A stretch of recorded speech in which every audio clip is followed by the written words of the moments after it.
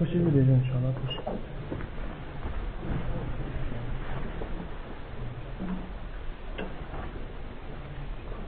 إن الحمد لله نحمده ونستعينه ونستغفره ونعوذ بالله من شرور أنفسنا وسيئات أعمالنا من يهده الله فلا مضل له ومن يضلل فلا هادي له وأشهد أن لا إله إلا الله وحده لا شريك له وأشهد أن محمدا عبده ورسوله يا أيها الذين آمنوا اتقوا الله حق تقاته ولا تموتن إلا وأنتم مسلمون يا أيها الناس اتقوا ربكم الذي خلقكم من نفس واحدة وخلق منها زوجها وبث منهما رجالا كثيرا ونساء واتقوا الله الذي تساءلون به والأرحام إن الله كان عليكم رقيبا يا أيها الذين آمنوا اتقوا الله وقولوا قولا سديدا يصلح لكم أعمالكم ويغفر لكم ذنوبكم ومن يطع الله ورسوله فقد فاز فوزا عظيما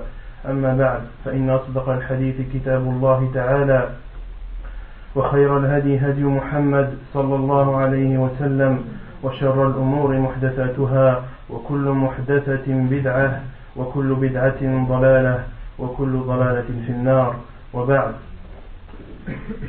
فما زلنا نواصل شرح حديث جبريل عليه السلام وقد شرحه العلامة عبد المحسن العباد حفظه الله تعالى في كتابه المسمى بشرح حديث جبريل في تعليم الدين. وقد تكلمنا الأسبوع الماضي عن أصول الإيمان الست وذكرنا وفصلنا القول في الإيمان بالله وأنه يستلزم توحيده سبحانه وتعالى في ربوبيته وألوهيته وفي أسمائه وصفاته وذكرنا كذلك ما يقتضي الإيمان بالملائكة. Donc nous continuons Inch'Allah Ta'ala dans l'explication du hadith de Jibril alayhi salam, explication faite par Cheikh Abdel Muhsin Al-Abbad, qu'Allah le préserve. Nous avions expliqué la semaine dernière, nous avions cité tout d'abord les 6 piliers de la foi et nous avions commencé à expliquer les 2 premiers piliers de la foi, le premier qui est la croyance en Allah subhanahu wa ta'ala et la seconde qui est de croire aux anges. Nous avions expliqué que de croire en Allah signifie de croire en son existence et également d'unifier Allah subhanahu wa ta'ala dans sa seigneurie, de l'unifier dans l'adoration et de l'unifier dans ses noms et attributs subhanahu wa ta'ala. De même que nous avions expliqué la croyance aux anges.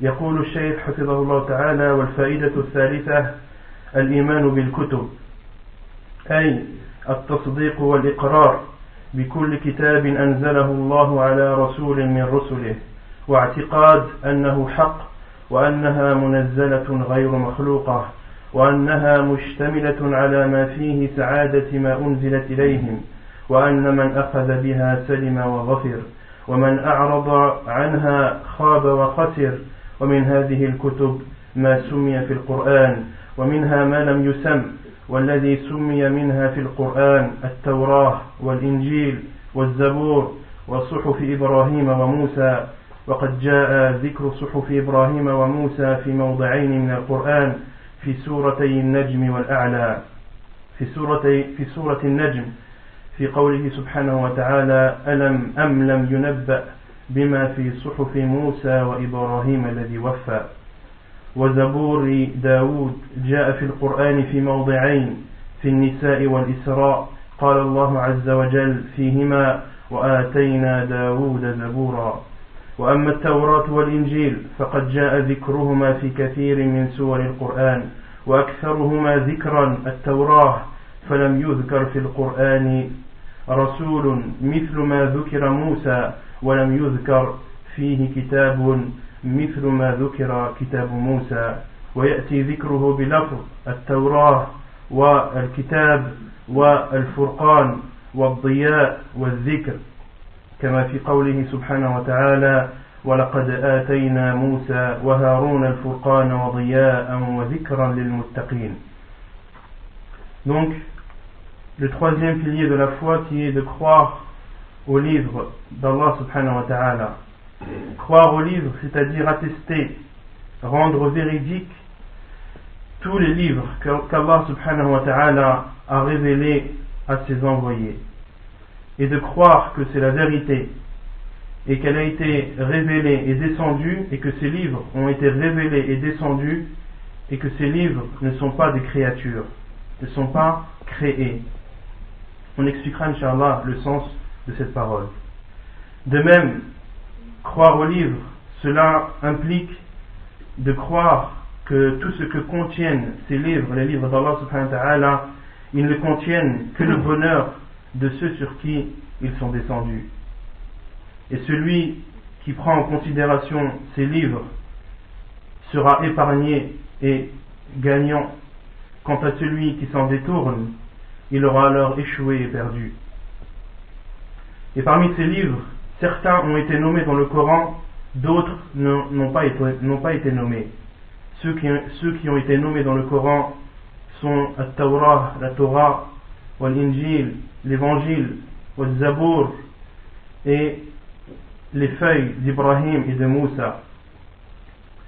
Concernant les feuilles d'Ibrahim et Moussa, alayhim as-salam, ils ont été cités dans deux endroits dans le Coran, dans les sourates Al-Najm, les étoiles, et sourate Al-A'la, le Très-Haut. Quant au Zabour de Daoud, alayhi salam, il a été cité également deux fois dans le Coran, dans sourate les femmes, ainsi que dans sourate Al-Isra, l'ascension, comme Allah subhanahu wa ta'ala l'a dit dans ces deux sourates, et nous avons certes donné à Daoud Al-Zabour. Concernant At-Tawrah, la Torah et l'Évangile, ils ont été cités énormément dans le Coran. C'est le livre qui a été le plus cité dans le Coran et la Torah. De même que le prophète qui a été le plus cité dans le Coran est Moussa alayhi salam. Donc le livre qui a été le plus cité dans le Coran est At-Tawrah. Et l'envoyé qui a été le plus cité dans le Coran, c'est Moussa alayhi salam.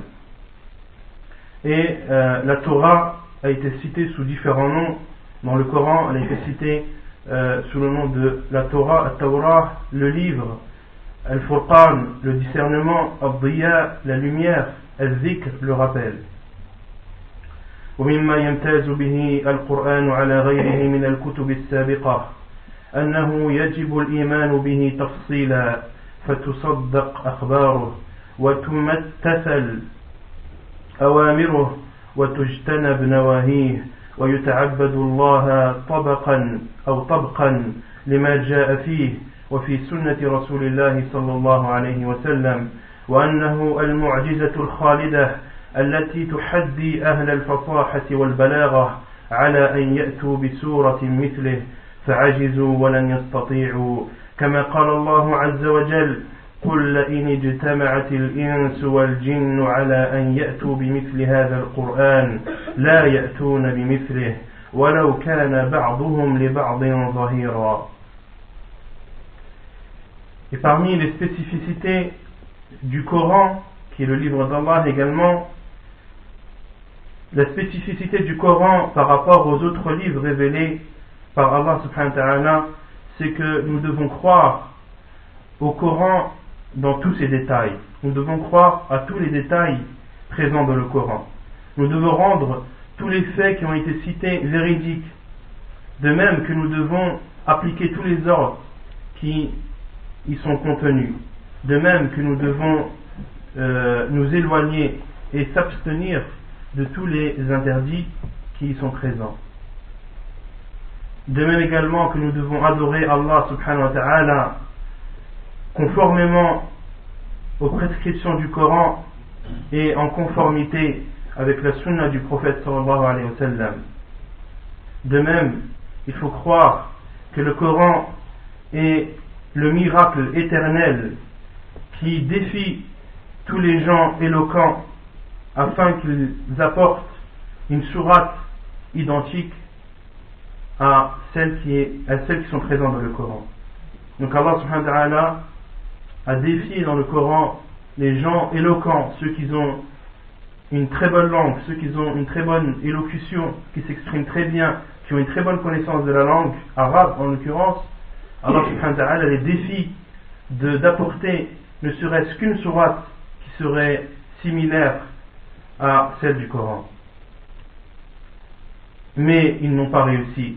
Ils se sont affaiblis, ils n'ont pas réussi. Comme Allah subhanahu wa ta'ala a dit dans le Coran selon le sens, dit, donc Allah subhanahu wa ta'ala qui parle à son prophète en lui disant, dit, si les djinns et les êtres humains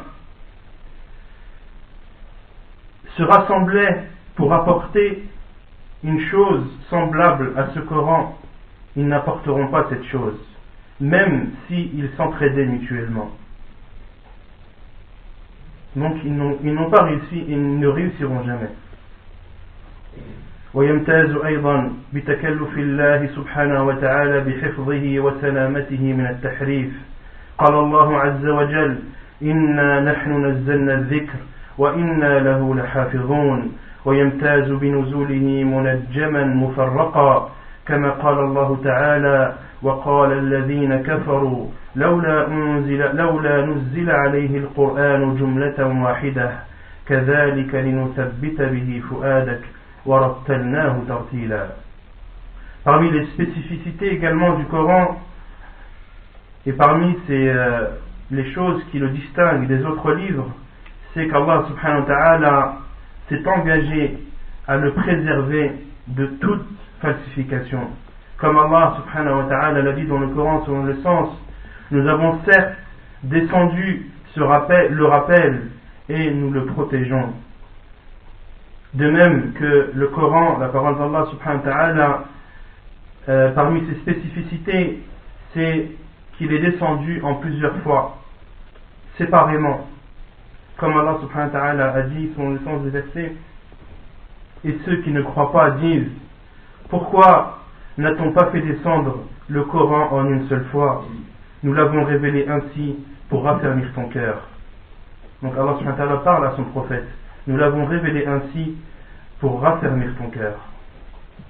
وكونه مهيمنا على الكتب السابقة قال الله عز وجل: وأنزلنا إليك الكتاب بالحق مصدقا لما بين يديه من الكتاب ومهيمنا عليه.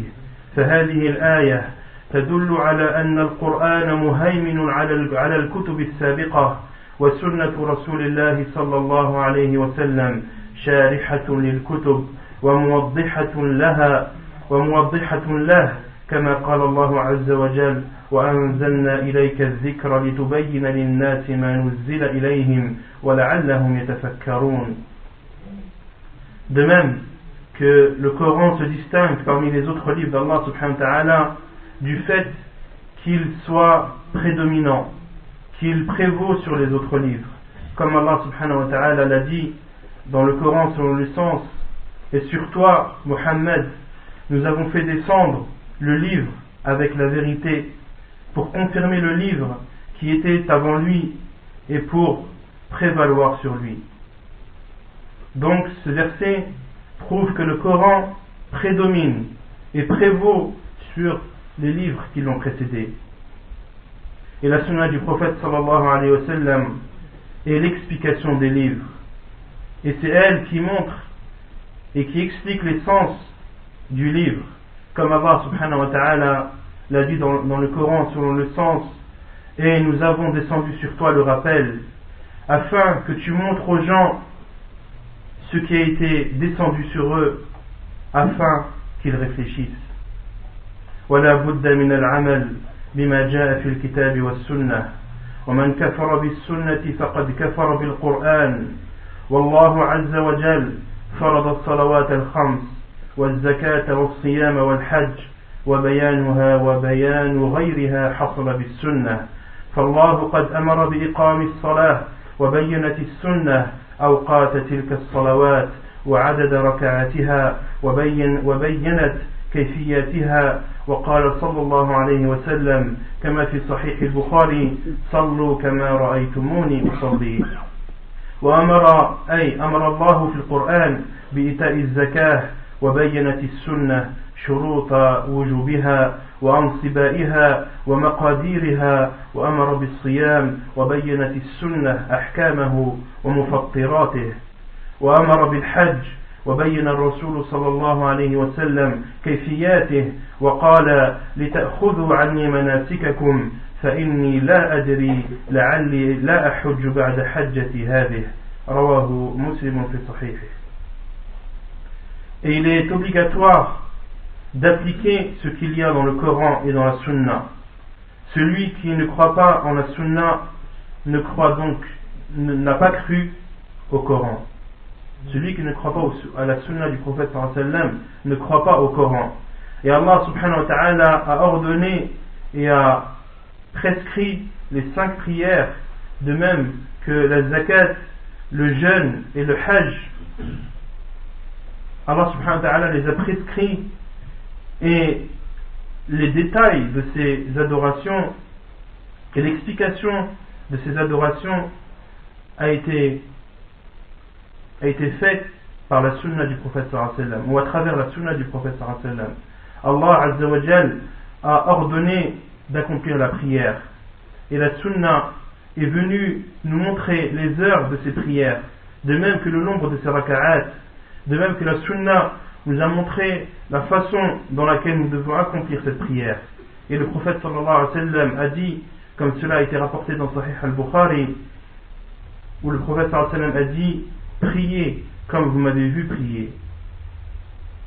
De même qu'Allah subhanahu wa ta'ala a ordonné dans le Coran de s'acquitter de la zakat, et la sunna est venue montrer les conditions qui rendent obligatoire cette zakat, de même que les niveaux de la zakat. Et Allah subhanahu wa ta'ala, toujours dans la même lignée, a ordonné et a prescrit le jeûne, et la sunna est venue nous montrer les règles qui régissent ce jeûne et également les choses qui l'annulent. De même qu'Allah subhanahu wa ta'ala a ordonné le hajj, et le prophète sallallahu alayhi wa sallam nous a montré le comment l'accomplir, et a dit: prenez de moi mes manasik, mes rites, car je ne sais pas si je ferai le pèlerinage avec vous après celui-ci, comme cela a été rapporté dans Sahih Muslim. Donc nous devons croire à la sunna du prophète sallallahu alayhi wa sallam, car la sunna du prophète sallallahu alayhi wa sallam vient nous expliquer le Coran. Parce qu'il y a des gens à notre époque qui ne prennent en compte ou qui ne prennent en considération que le Coran. Ils disent: nous ne prenons que le Coran, ce qu'il n'y a pas dans le Coran on ne le prend pas. C'est un égarement. Et comme le Cheikh l'a dit, celui qui ne croit pas en la sunna du prophète sallallahu alayhi wa sallam ne croit pas au Coran. Et entre autres, et à ce sujet, Allah subhanahu wa ta'ala a dit, selon le sens: وَمَا أَتَاكُمُ الرَّسُولُ فَخُذُوهُ وَمَا نَهَاكُمْ عَنْهُ فَانْتَهُوا. De croire au Coran, c'est de croire à ce verset qu'Allah subhanahu wa ta'ala a dit: ce que le prophète sallallahu alayhi wa sallam vous a donné, prenez-le, et ce qu'il vous a interdit, abstenez-vous-en. Donc si tu crois au Coran, tu dois croire en ce verset, et ce verset-là, il t'ordonne d'appliquer ce que le prophète sallallahu alayhi wa sallam t'a ordonné, et de t'éloigner et de t'abstenir de tout ce dont le prophète sallallahu alayhi wa sallam t'a interdit. C'est compréhensible? والقرآن وما سمي فيه من الكتب وما لم يسم كل ذلك من كلام الله فالله متصف بصفة الكلام أزلا وأبدا وهو متكلم بلا ابتداء ويتكلم بلا انتهاء لأنه سبحانه وتعالى لا بداية له ولا نهاية له فلا بداية لكلامه ولا نهاية له. وصفة الكلام صفة ذاتية فعلية فهي ذاتية باعتبار أنه لا بداية للاتصاف بها وفعلية لكونها تتعلق بالمشيئة والإرادة فكلامه متعلق بمشيئته يتكلم إذا شاء كيف شاء وهو قديم النوع حادث الآحاد وقد كلم موسى في زمانه وكلم نبينا محمدا صلى الله عليه وسلم ليلة المعراج ويكلم أهل الجنة إذا دخلوا الجنة وهذه من أمثلة أحد الكلام التي حصلت وتحصل في الأزمان التي شاء الله عز وجل حصولها فيها.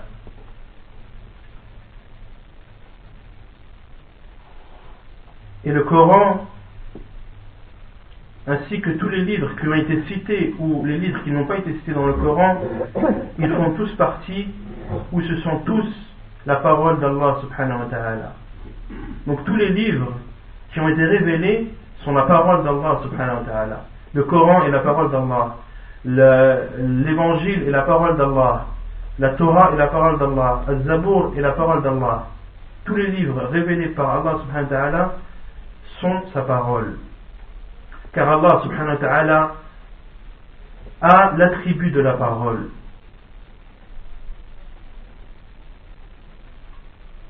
Et Allah subhanahu wa ta'ala a cet attribut de la parole, on peut dire, je ne sais pas si on peut traduire comme ça, depuis toujours et jusqu'à jamais. Car Allah subhanahu wa ta'ala n'a pas de début et n'a pas de fin. Allah subhanahu wa ta'ala n'a pas de début et n'a pas de fin, car c'est le créateur. Toute créature a un début et une fin. Et le créateur qui est Allah subhanahu wa ta'ala n'a pas de début et n'a pas de fin. Donc sa parole n'a pas de début et n'a pas de fin.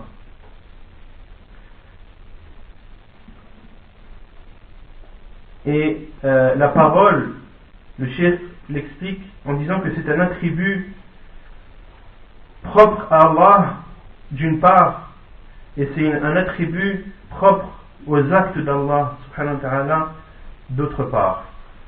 Propre à Allah, car Allah subhanahu wa ta'ala a cet attribut de la parole, et Allah subhanahu wa ta'ala n'a pas de début. Et elle est propre aux actes d'Allah subhanahu wa ta'ala, car Allah subhanahu wa ta'ala parle quand il veut et comme il veut. Il a parlé à Moussa alayhi salam, de même qu'il a parlé à notre prophète sallallahu alayhi wa sallam la nuit de l'ascension, et Allah subhanahu wa ta'ala parlera aux gens du paradis. والله تعالى يتكلم بحرف وصوت ليس كلامه مخلوقا ولا معنى قائما بالذات قال الله تعالى وكلم الله موسى تكليما. ففي هذه الآية إثبات صفة الكلام لله عز وجل وأن كلامه سمعه موسى منه وقوله تكليما تأكيد لحصول الكلام وأنه منه سبحانه وتعالى وكلام الله عز وجل لا بداية له ولا نهاية له فلا حصر له بخلاف كلام المخلوق فإن له بداية وله نهاية فيكون كلامه محصورا. Et Allah subhanahu wa ta'ala, lorsqu'il parle, sa parole, ce sont à la fois des lettres et des sons. Sa parole, la parole d'Allah subhanahu wa ta'ala, n'est pas créature, elle n'est pas créée. Allah subhanahu wa ta'ala dit dans le Coran selon le sens, et Allah a parlé à Moussa de vive voix. Dans ce verset, il y a l'attribut de la parole. Allah subhanahu wa ta'ala s'est attribué la parole à lui-même.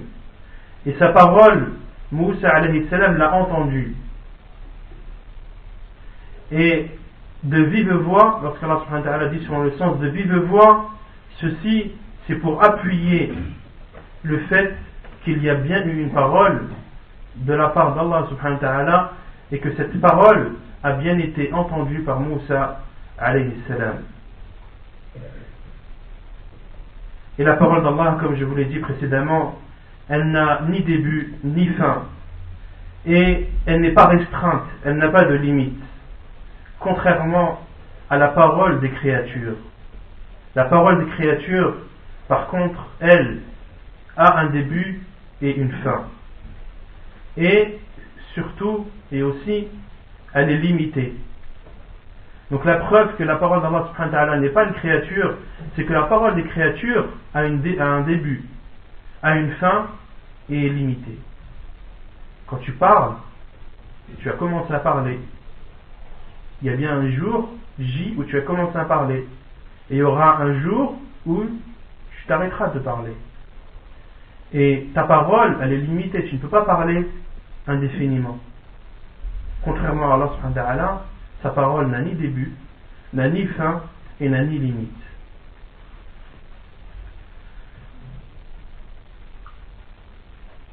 وكلام الله عز وجل لا بداية له ولا نهاية له فلا حصر له بخلاف كلام المخلوق فإن له بداية وله نهاية فيكون كلامه محصورا قال الله عز وجل قل لو كان البحر مدادا لكلمات ربي لنفد البحر قبل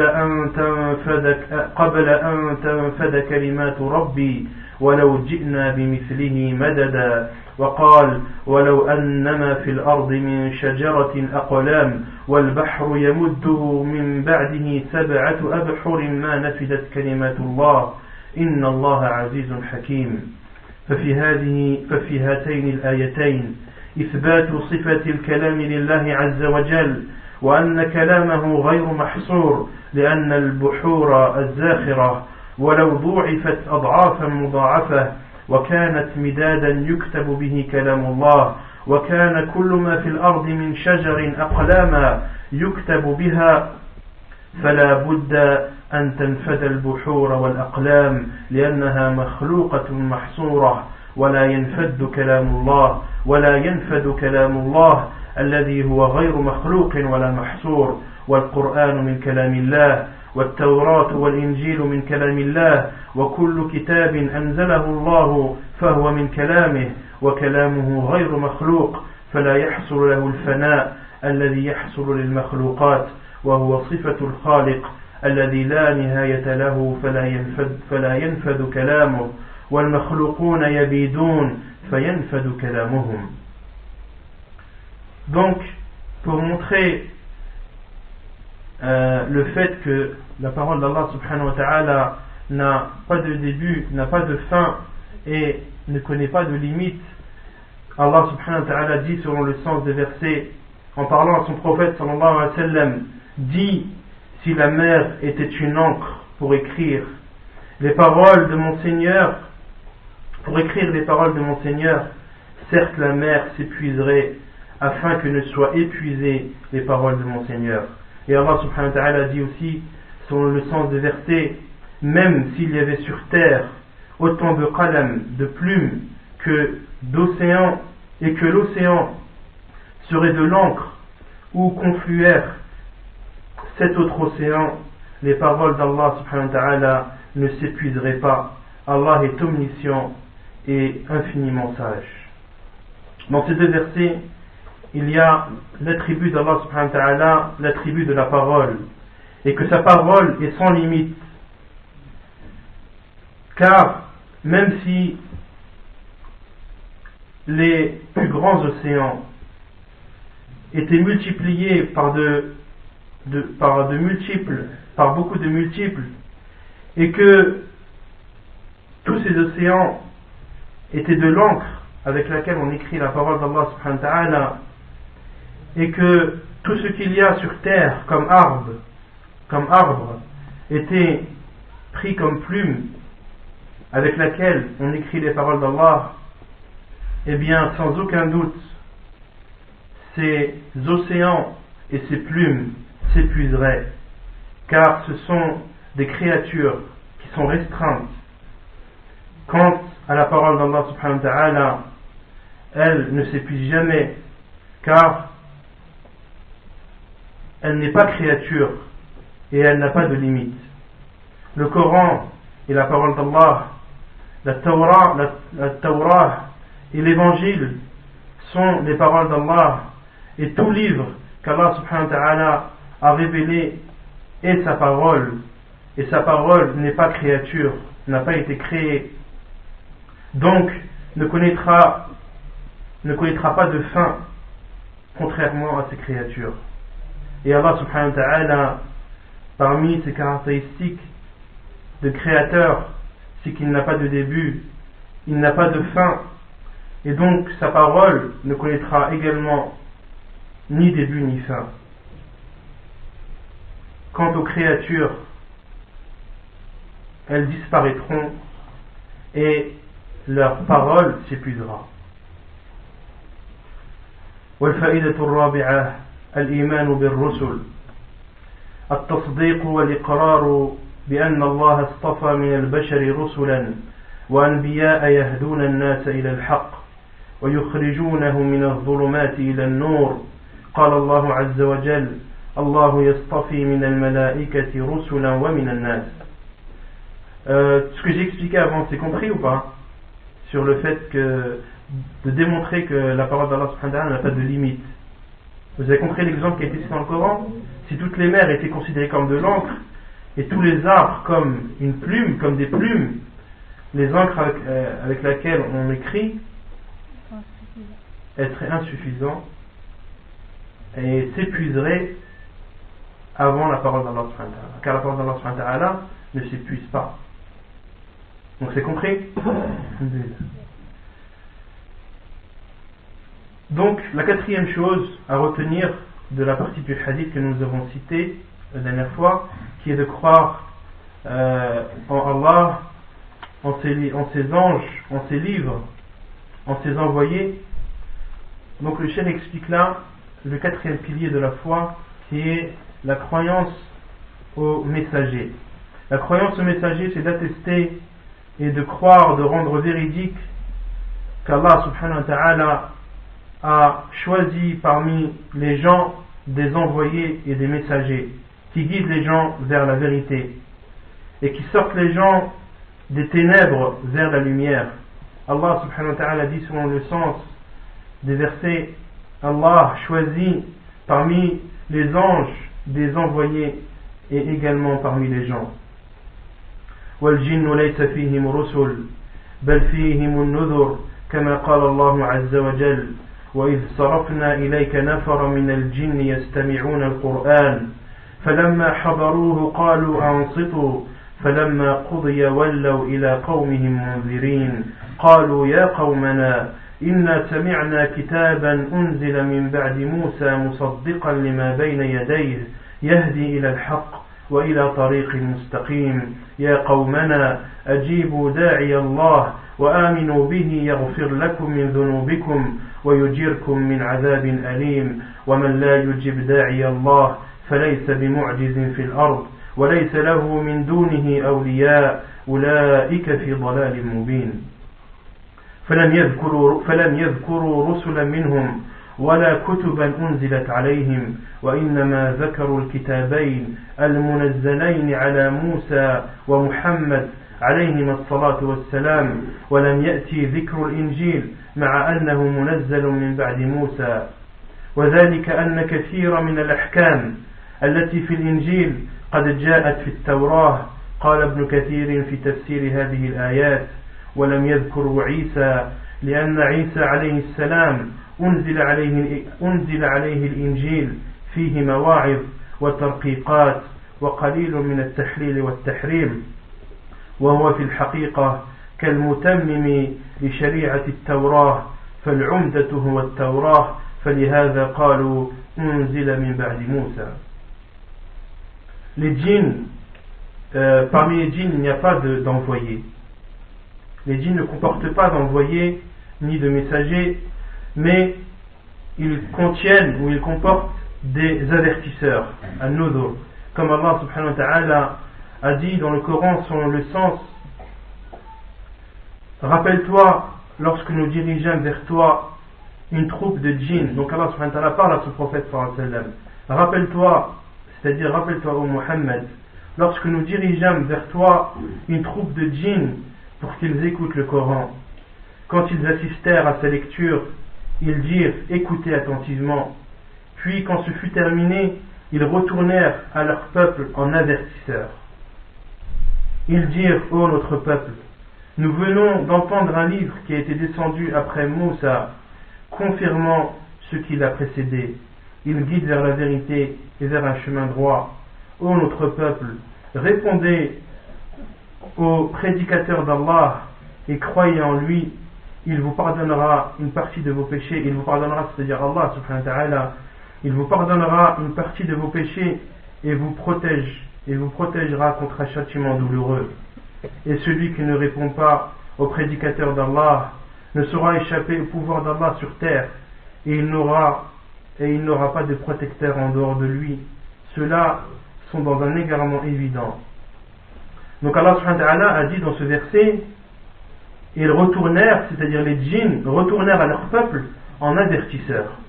Donc parmi les djinns il y a des avertisseurs, il n'y a pas d'envoyés et de messagers.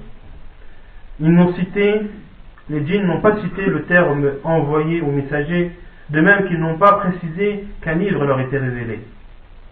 Ils ont seulement parlé des 2 livres qui ont été révélés à Moussa alayhi salam, de même qu'à Muhammad sallallahu alayhi wa sallam. Et ils n'ont pas cité l'évangile. Donc les versets, je vous répète, les djinns ont dit, nous voulons entendre un livre, c'est-à-dire le Coran, qui a été descendu après Moussa alayhi salam. Mais chronologiquement, on sait tous que Isa alayhi salam, Jésus, est venu après Moussa. D'accord? Donc les djinns, pourquoi est-ce qu'ils n'ont pas dit un livre qui a été révélé après Isa alayhi salam? Pourquoi est-ce qu'ils n'ont pas cité l'évangile? Vous saisissez le problème ou pas? Moussa alayhi salam a été envoyé. Ensuite, ça a été Isa alayhi salam, puis notre prophète sallallahu alayhi wa sallam. Donc entre Moussa alayhi salam et le prophète sallallahu alayhi wa sallam, Muhammad, il y a Isa entre les deux. Et il a été révélé entre les deux. Il a été envoyé. Les djinns ont dit, nous venons d'entendre un livre, c'est-à-dire le Coran, qui a été descendu après Moïse. Mais le Coran, si on voit chronologiquement, il a été envoyé après quel livre? Après l'Évangile. Pourquoi est-ce qu'ils ont dit dans ce livre-là, pourquoi est-ce qu'ils ont dit dans ce verset, qui a été descendu après Moïse, après Moussa alayhi salam? Les savants ont expliqué. Cheikh Abdul Muhsin dit, il n'a pas été cité l'Injil. Non. Le Cheikh a dit, le Cheikh Abdul Muhsin dit, et il n'a pas été cité l'évangile, malgré qu'il ait été révélé après Moussa alayhi salam, ceci car beaucoup de jugements qui sont présents dans l'évangile ont été présents également ou existaient dans la Torah.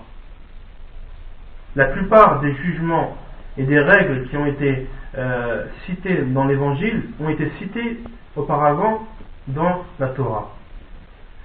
Et Ibn Kathir rahimahullah dit dans son exégèse du Coran, en expliquant ces versets, il dit, ils n'ont pas cité Isa, c'est-à-dire les djinns, car Isa alayhi salam, l'évangile lui a été révélé et l'évangile ne contenait que morale et récit,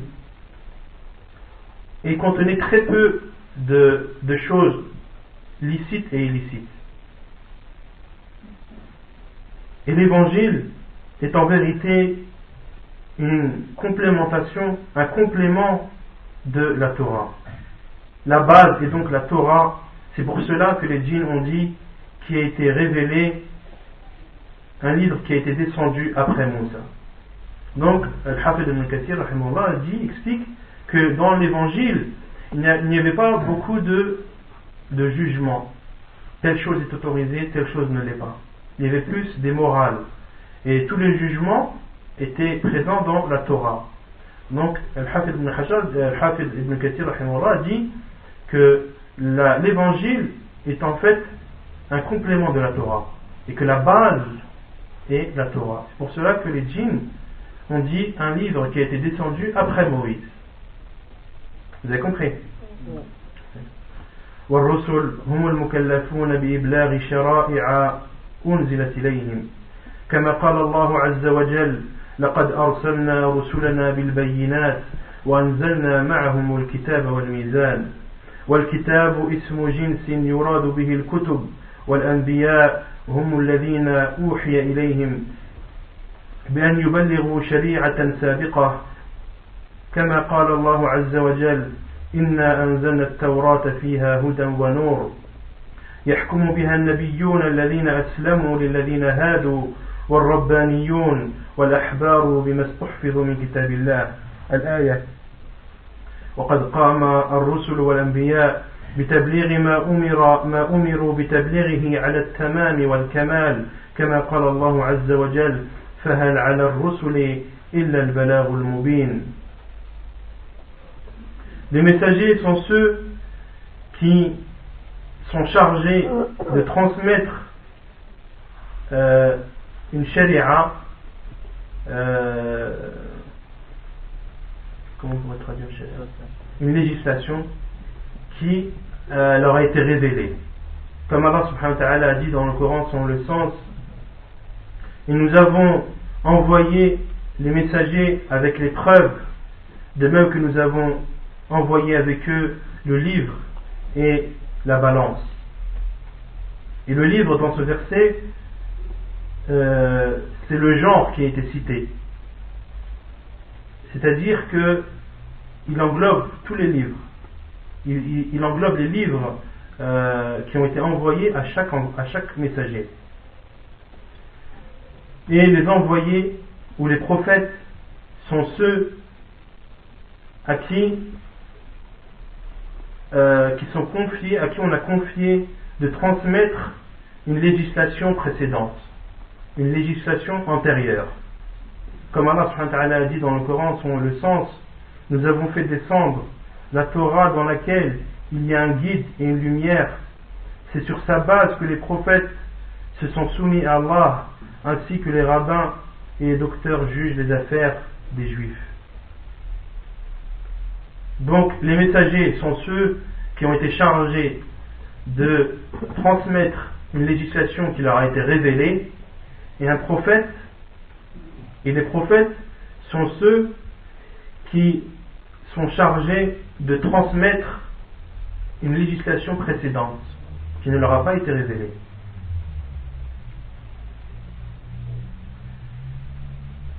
Et les envoyés, les messagers et les prophètes ont transmis ce qui leur a été ordonné de transmettre de la meilleure des façons et de la plus complète des façons. Comme Allah subhanahu wa ta'ala a dit dans le Coran selon le sens, n'accompt-il pas aux messagers sinon de transmettre le message en toute clarté. وقال تعالى وسيق الذين كفروا إلى جهنم زمرا حتى إذا جاءوها فتحت أبوابها وقال لهم خزنتها ألم يأتكم رسل منكم يتلون عليكم آيات ربكم وينذرونكم لقاء يومكم هذا قالوا بلى ولكن حقت كلمة العذاب على الكافرين. قال الزهري من الله عز وجل الرسالة وعلى الرسول صلى الله عليه وسلم البلاغ وعلينا التسليم. أورده البخاري في صحيحه في كتاب التوحيد باب قول الله عز وجل يا أيها الرسول بلغ ما أنزل إليك من ربك وإن لم تفعل فما بلغت رسالته. Et Allah subhanahu wa ta'ala dit aussi dans le Coran selon le sens des versets, et ceux qui avaient mécru seront conduits par groupe en enfer, puis quand ils parviendront, ces portes s'ouvriront et ces gardiens leur diront, des messagers parmi vous, ne vous sont-ils pas parvenus ou ne vous sont-ils pas venus, vous récitant les versets de votre Seigneur et vous avertissant de la rencontre de votre jour que voici, ils diront si, mais le décret du châtiment s'est avéré juste contre les mécréants. Az-Zuhri dit, rahimahullah, Allah subhanahu wa ta'ala donne le message, le prophète sallallahu alayhi wa sallam le transmet, et nous devons nous soumettre, comme cela a été rapporté dans Al-Bukhari. والرسل منهم من قص في القرآن ومنهم من لم يقصص كما قال الله عز وجل ورسلا قد قصصناهم عليك من قبل ورسلا لم نقصصهم عليك وقال الله عز وجل ولقد أرسلنا رسلا من قبلك منهم من قصصنا عليك ومنهم من لم نقصص عليك والذين قصوا في القرآن 25 منهم 18 جاء ذكرهم في سورة الأنعام في قوله تعالى وتلك حجتنا آتيناها إبراهيم على قومه نرفع درجات من نشاء إن ربك حكيم عليم ووهبنا له إسحاق ويعقوب كلا هدينا ونوحا هدينا من قبل ومن ذريته داود وسليمان وأيوب ويوسف وموسى وهارون وكذلك نجزي المحسنين وزكريا ويحيى وعيسى وإلياس كل من الصالحين وإسماعيل واليسع ويونس ولوطا وكلا فضلنا على العالمين. حسبتم لله؟ طيب نعيد إن شاء الله. احسبوا معي. من 18. وتلك حجتنا آتيناها إبراهيم على قومه نرفع درجات من نشاء إن ربك حكيم عليم ووهبنا له إسحاق ويعقوب كلا هدينا ونوحا هدينا من قبل ومن ذريته داود وسليمان وأيوب ويوسف وموسى وهارون وكذلك نجزي المحسنين وزكريا ويحيى وعيسى وإلياس كل من الصالحين وإسماعيل واليسع ويونس ولوطا وكلا فضلنا على العالمين. 18. Donc les messagers, ceux qui ont été cités dans le Coran, les messagers, certains ont été cités dans le Coran, d'autres non. Comme l'a dit Allah subhanahu wa ta'ala dans le Coran selon le sens des envoyés ou des messagers que nous t'avons cités auparavant et d'autres messagers que nous ne t'avons pas cités. Il dit aussi, subhanahu wa ta'ala, dans un autre verset, nous avons envoyé des messagers avant toi, certains parmi eux nous t'en avons parlé et d'autres non. Ceux qui ont été cités dans le Coran sont au nombre de 25, dont 18 qui ont été cités dans Surat les bestiaux, où Allah subhanahu wa ta'ala dit, selon le sens, tel est l'argument que nous inspirâmes à Ibrahim. Comptez avec moi, Inch'Allah. Comptez combien de messagers vous trouvez dans les versets qu'on va citer. Tel est l'argument que nous inspirâmes à Ibrahim contre son peuple. Nous élevons en haut rang qui nous voulons. Ton Seigneur est sage et omniscient. Nous lui avons donné Ishaq et Yaqub et nous les avons guidés tous les deux.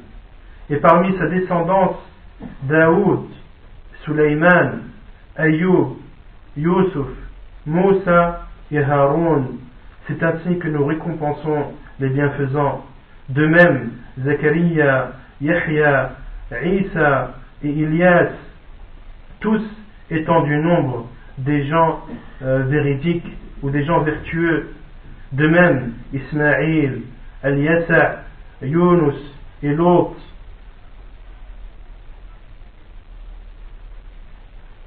Et l'autre, chacun d'eux a été favorisé par-dessus le reste du monde. Vous avez compté combien? À 18.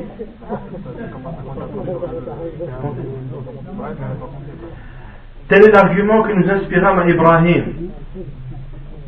Comptez avec moi, à Ibrahim, contre son peuple. Nous élevons en haut rang qui nous voulons. Ton Seigneur est sage et omniscient. Nous lui avons donné Ishaq et Yaqub et nous les avons guidés tous les deux.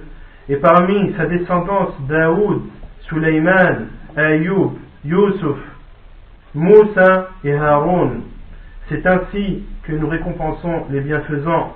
De même que Zakaria, Yahya, Isa, Ilyas, tous du nombre des gens véridiques ou bienfaisants. De même, Ismaïl, Al-Yasa, Yunus et l'autre, chacun d'eux a été favorisé par-dessus le reste du monde. J'en ai oublié un. Moi j'en ai oublié un.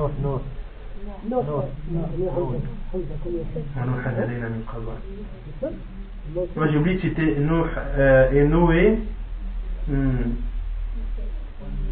وتلك حجتنا آتيناها إبراهيم على قوم نرفع درجات من نشاء إن ربك حكيم عليم ووهبنا له إسحاق ويعقوب كلا هدينا ونوحا هدينا من قبل. D'accord, donc c'est moi qui a oublié de citer Nuh alayhi salam dans le verset où Allah subhanahu wa ta'ala dit nous lui avons donné Ishaq et Yaqub et nous les avons guidés tous les deux de même, et ça j'ai oublié de le dire, de le traduire, de même que nous avons guidé Noé avant eux. De même que nous avons guidé Noé avant eux. Donc, on se retrouve à 18. On est bien d'accord. Donc, c'est une erreur de ma part. J'ai oublié de citer dans la traduction Nuh alayhi salam. والسبعة الباقون آدم وإدريس وهود وصالح وشعيب وذو الكفل ومحمد صلوات الله وسلامه وبركاته عليهم أجمعين. Et les 7 autres, donc on a dit qu'en tout, ceux qui ont été cités dans le Coran sont au nombre de 25. On en a cité 18 qui ont été rapportés dans Surat les bestiaux. Et les 7 autres sont Adam, Idris, Hud, Salih, Shu'aib, Dhul Kifl et Muhammad sallallahu alayhi wa sallam. Qu'Allah subhanahu wa ta'ala les agrée tous et les salue. Donc 18 plus 7, 25. ورسل الله وأنبياؤه من الرجال دون النساء ومن الحاضرة دون البادية كما قال الله عز وجل وما أرسلنا من قبلك إلا رجالا نوحي إليهم من أهل القرى. قال ابن كثير في تفسير هذه الآية الذي عليه أهل السنة والجماعة وهو الذي نقله الشيخ أبو الحسن علي بن إسماعيل الأشعري عنهم أنه ليس في النساء نبية وإنما فيهن صديقات كما قال الله تعالى مخبرا عن أشرفهن مريم بنت عمران حيث قال تعالى ما المسيح ابن مريم إلا رسول قد خلت من قبله الرسل وأمه صديقة كانا يأكلان الطعام فوصفها في أشرف مقاماتها بالصديقية فلو كانت نبية لذكر ذلك في مقام التشريف والإعظام فهي صديقة بنص القرآن. Et les envoyés ainsi que les messagers sont tous des hommes et il n'y a aucune femme. Et ce sont tous des citadins, c'est-à-dire des gens qui ont vécu dans les villes et n'ont pas vécu dans les campagnes. Comme Allah subhanahu wa ta'ala, qui ne sont pas nomades. Donc c'était tous des citadins et non des nomades. Comme Allah subhanahu wa ta'ala l'a dit dans le Coran selon le sens, nous avons envoyé avant toi que des hommes originaires de villes. Ibn Kathir rahimahullah dit dans son exégèse du Coran en expliquant ce verset,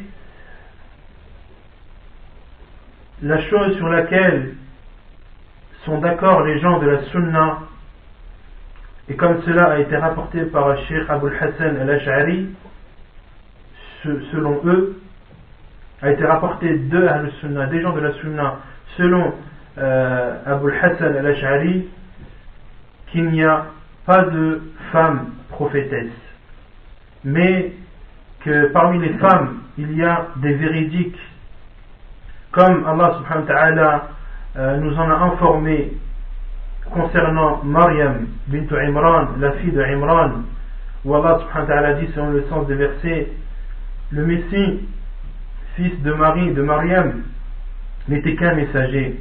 Des messagers sont passés avant lui, et sa mère était une véridique, et tous deux consommaient de la nourriture. Donc, Allah subhanahu wa ta'ala l'a décrit a décrit Maryam alayhi salam dans ce verset comme étant véridique. Et si elle était prophétesse, Allah subhanahu wa ta'ala l'aurait cité dans ce verset car il fait son éloge. Elle est donc une véridique, comme cela a été rapporté dans le Coran. Donc c'était la parole de Ibn Kathir rahimahullah ta'ala. وقال وقوله من أهل القرى المراد بالقرى المدن لا أنه من أهل البوادي الذين هم من أجفى الناس طبعا وأخلاقا وهذا هو المعهود المعروف أن أهل المدن أرق طبعا وألطف من أهل بواديهم وأهل الريف والسواد أقرب حالا من الذين يسكنون في البوادي ولهذا قال تعالى الأعراب أشد كفرا ونفاقا الآية وقال قتادة في قوله من أهل القرى لأنهم أعلم وأحلم من أهل العمود.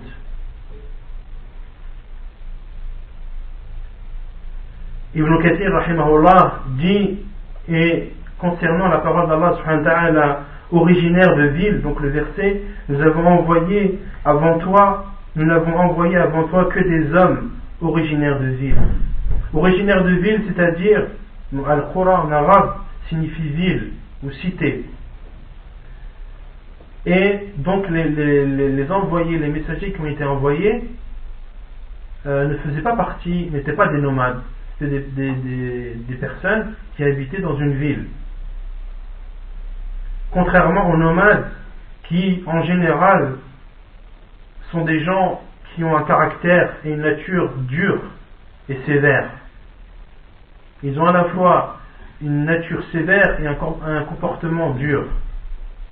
Ça c'est connu des gens, des campagnards, des bédouins, des nomades. Ils sont connus pour avoir un caractère dur. Ce sont des personnes qui sont sévères. Contrairement aux gens de ville, aux citadins, ils sont connus pour avoir un tempérament plus sensible et un comportement plus doux. C'est pour cela qu'Allah subhanahu wa ta'ala a dit dans le Coran, selon le sens des versets, les bédouins sont plus endurcis dans leur impiété et dans leur hypocrisie. Et Qatada a dit concernant la parole d'Allah subhanahu wa ta'ala originaire de ville, car ce sont les plus savants, car ils sont plus savants et plus doux que les bédouins ou que les gens nomades.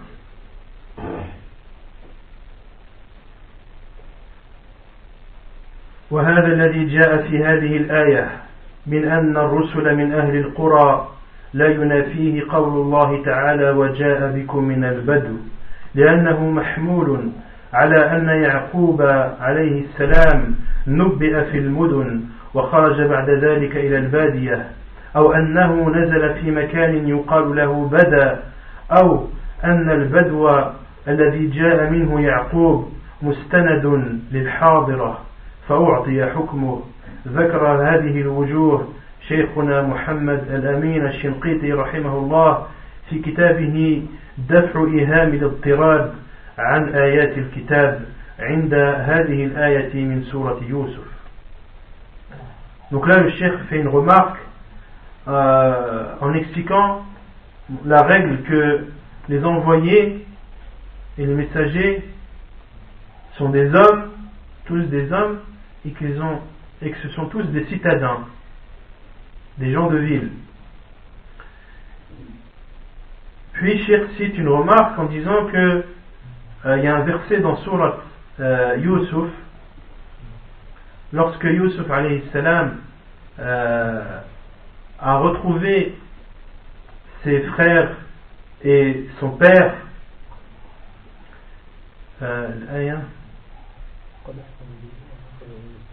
وقد أحسن بي إذ أخرجني من السجن وجاء بكم من البدو. Et Yusuf alayhi salam a parlé à ses frères et à son père en disant qu'Allah subhanahu wa ta'ala lui avait l'avait fait sortir de prison et a fait venir sa famille de la campagne. a fait venir sa famille de la campagne. Mais parmi sa famille, il y avait qui? Il y avait Ya'qub alayhi salam, qui est son père. Et Ya'qub, c'était qui? C'est un prophète. Donc dans ce verset, Yusuf alayhi salam a dit: et Allah est venu, ou vous êtes venu de la campagne. Et là, il parle à qui? Il parle à ses frères et à son père. Mais ce qu'on connaît nous, et ce que le cheikh a cité précédemment, la règle, c'est que tous les prophètes et les messagers sont des hommes, et ce sont tous des citadins. Mais dans ce verset, Yusuf y a dit à son père, on parle à son père indirectement, et ils viennent, et vous êtes venus de la campagne. Donc le cheikh explique en disant qu'il n'y a pas de contradiction, car il y a plusieurs suggestions à faire pour expliquer. La première, c'est que Ya'qub alayhi salam a reçu la révélation quand il était en ville. Lorsqu'il est devenu prophète, il est devenu prophète quand il était en ville. La deuxième explication, puis ensuite, après avoir reçu la révélation, il est parti à la campagne. Ou bien, la deuxième explication, c'est que là où il habitait, ça s'appelait Bada. En arabe, Bada. La troisième explication, c'est que la campagne d'où vient Ya'qub alayhi salam est une campagne proche de la ville. Donc, elle prend le jugement de la ville. Vous avez compris? Une campagne qui est proche de la ville, on ne peut pas appeler ça une campagne. Elle est juste à côté d'une ville. Elle est collée à la ville, ou proche d'une ville. Une campagne en général, c'est un endroit qui est éloigné de la ville. Et donc ces suggestions ont été citées par Al-Amin al-Shinqiti rahimahullah, qui est le cheikh de Abdel Muhsin al-Abbad, qui est un de ses professeurs, dans un de ses livres où il explique le Coran, où il fait l'exégèse du Coran. ولعلنا نكتفي بهذا القدر. Si vous avez des questions, Inch'Allah Ta'ala, on va s'arrêter ici pour aujourd'hui, on continuera la semaine prochaine. Ceux qui ont des questions, c'est clair? سبحانك اللهم وبحمدك أشهد أن لا إله إلا أنت أستغفرك وأتوب إليك.